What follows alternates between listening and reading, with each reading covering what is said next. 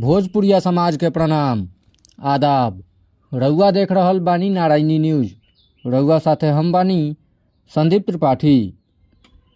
जम्मू कश्मीर के पहलगाम में पाक आतंकी सब 26 गो पर्यटक लोगन के धर्म पूछ के मौत के घाट उतार दिहलस।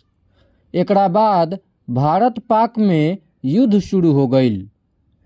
भारत के लक्ष्य रहे पाक में पोसल पालल आतंकवाद आ आतंकी लोगन के जड़ से उखाड़ के ख़त्म कर देवे के, जौना में भारत के थल जल आ नभ सेना सफलता का ओर कदम बढ़ा चुकल रहे। लेकिन का भइल का ना जे अचके में सीज फायर के घोषणा हो गईल। एकरा चलते ऐसन बुझाले कि सरकार बैक फुट पर आ गईल होखे। अब अगिला रणनीति जे होखो सरकार जानो का करी का ना।